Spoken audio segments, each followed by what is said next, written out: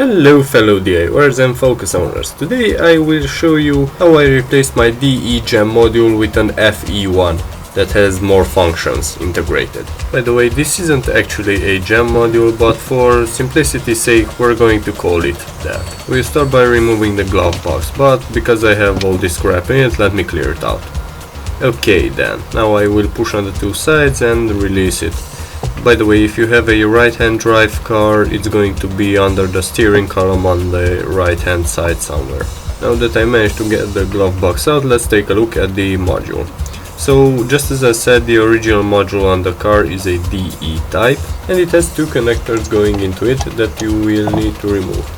But I went ahead and removed the two screws that is holding the gem module in place, and unfortunately, because the space is so tight, I had to use a wrench with a Phillips head screwdriver to reach in for those screws. Luckily there are only two screws holding it, and now I'm undoing the first one.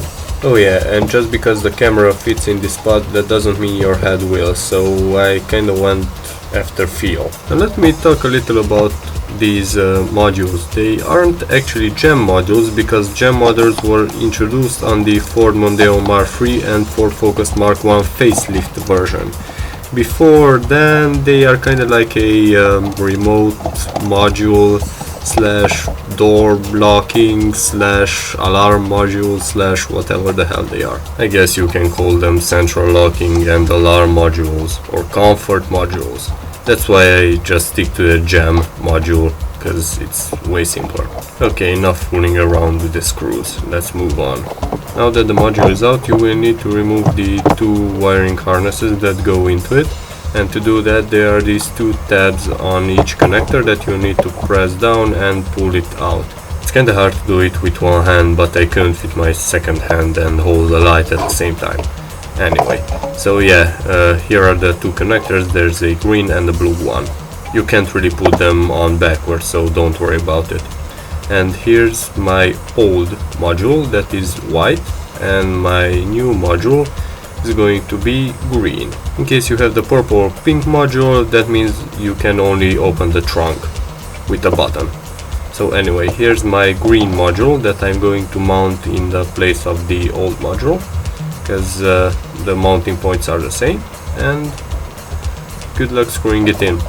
So yeah, after that I went ahead and connected the two connectors. Even though they didn't want to go in their place at first, I went ahead and shoved them in, because if you have a piece that doesn't want to go in its place, I use brute force. This is what a true Romanian mechanic taught me.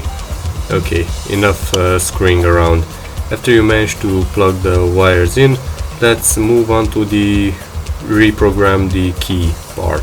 To program a key to work with a remote control module, just plug it into the ignition and turn it on and off 4 times. After that you will hear a beep, and after that you take the key out, or you can leave it in the ignition and press any button on it. Another beep will confirm and you're done.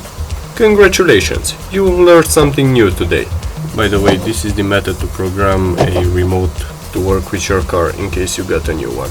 So anyhow, thanks a lot for watching. In case this video helped you out, you can leave a like, maybe subscribe, but as always, have a nice day, and for free out.